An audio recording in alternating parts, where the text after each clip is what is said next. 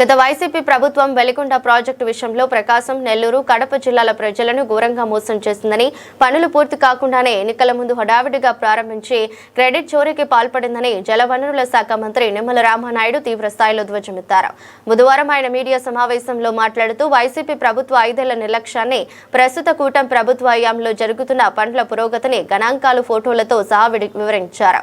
2026 నాటికి వెలిగొండ ప్రాజెక్టును పూర్తి చేయాలనే లక్ష్యంతో ముఖ్యమంత్రి చంద్రబాబు మార్గనిర్దేశంలో పనిచేస్తున్నామని స్పష్టం చేశారు.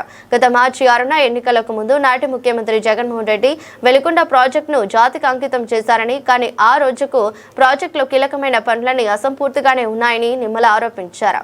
ప్రాజెక్టు పూర్తయితే పండుగ వాతావరణం ఉండాలి, కానీ ఆనాడు 144 సెక్షన్ పెట్టి రైతు నాయకులను, నిర్వాసితులను హౌస్ అరెస్టులు చేసి పోలీసు పహారా మధ్య ప్రారంభోత్సవం చేయడం జగన్ ప్రభుత్వ మోసానికి నిలువెత్తు నిదర్శనమని ఆయన విమర్శించారు.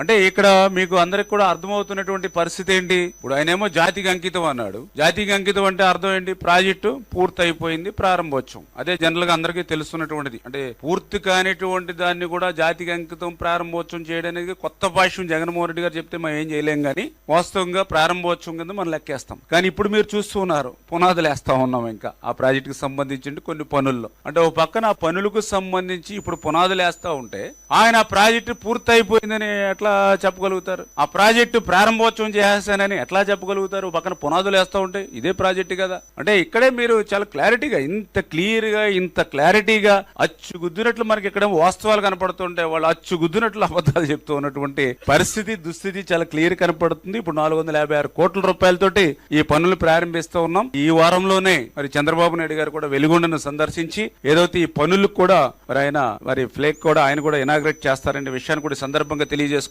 అంటే ఒక పక్కన భూమి పూజగా ప్రాజెక్టులు జరుగుతుంటే వాళ్ళు పూర్తి అయిపోయిందని చెప్పడంలోనే వాళ్ళు చేసినటువంటి మోసం, దగా ఏంటనేది మనందరికి కూడా అర్థమవుతున్నటువంటి పరిస్థితి. ఈ రకంగా అటు హెడ్ రెగ్యులేటర్ పనులు పూర్తి చేసుకుని, టన్నెల్ 1 పూర్తి చేసుకుని, టన్నెల్ 2 పూర్తి చేసుకుని, ఆ యొక్క టన్నెల్ 2లో 11 కిలోమీటర్ దగ్గర చిక్కుకున్నటువంటి టన్నెల్ బోరింగ్ మెషిన్ ని వెలికి తీసుకుని, ఫీడర్ కెనాల్ పూర్తి చేసుకుని, నెక్స్ట్ వాటర్ నల్లమల సాగర్ కి రావాలి.